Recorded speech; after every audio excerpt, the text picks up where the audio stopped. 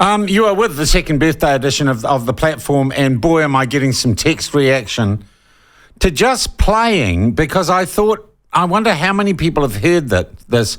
Māori Party MP Mariamina Kapakingi's remarkably racist, divisive statements in the House last week that the ACT Party and the New Zealand First Party have commented on.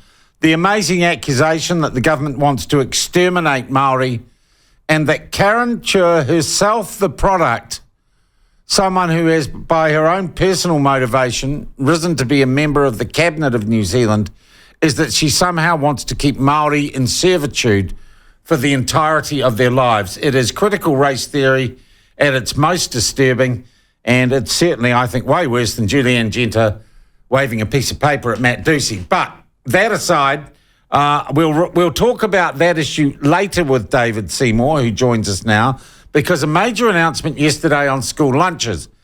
And though the mainstream media have been winding up school kids in low decile schools across the country to call him names, spit at him, and say he's the devil incarnate, it looks like the government isn't axing school lunches. In fact, it's extending the program and controversially saying there'll be no woke food served. David Seymour joins us by video link now. Thank you, David.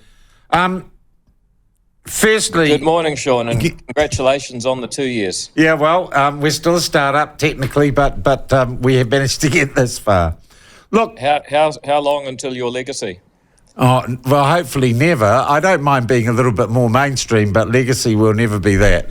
I don't think. Okay. I don't think we'll ever sink that low. Look, this policy has been used, the school lunches policy has been painted in the media and by your political opponents as the slam dunk. They're a mean, nasty bunch of a-holes. That has been the political narrative that I've got to say the legacy media have played along with. Have you softened your original intent around school lunches because of the political blowback, or was this always the plan? Well, first of all, I'm actually unaware of a lot of the stuff you're talking about. So people say that there's kids out there saying things in the mainstream media, putting it on TV. Well, maybe. That certainly hasn't affected the way I think about this. What's happened here is that we've got a coalition, we've got three parties, and we have to work out a way forward together. The way forward that all parties agree to in the coalition is that we continue the free school lunch program, but we also do it in a way that is far more cost effective. So we're saving $107 million a year from next year onwards. And second of all, that's an interim measure for this next year and the one after, 25 and 26. During that time, we're also going to start asking the basic questions of whose job is it to feed children. At the moment, you've got at least 4 programs in schools. You've got Kids Can doing great work for 18 years.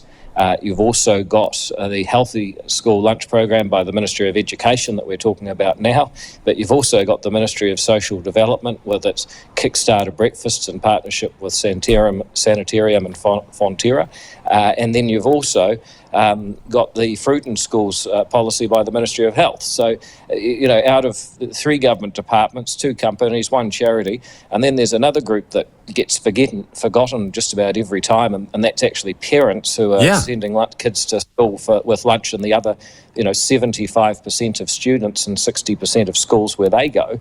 The real question here is whose responsibility is that in the long term? And I believe that we'll come to a more rational answer that saves more money in that time.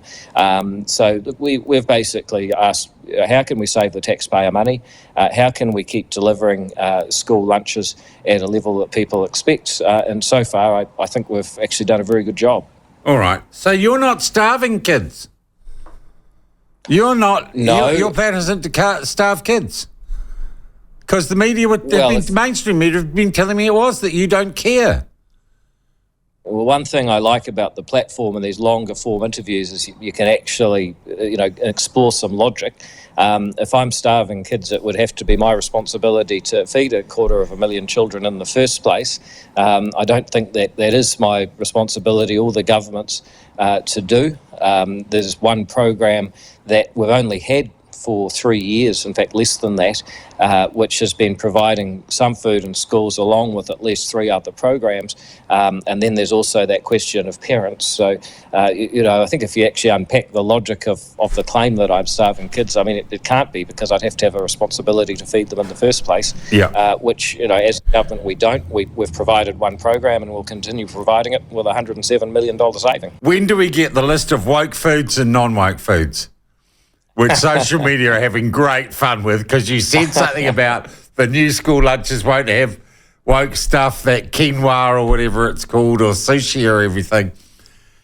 You're going to get slammed for that. That's going to be the biggest joke on social media and Twitter for the next week.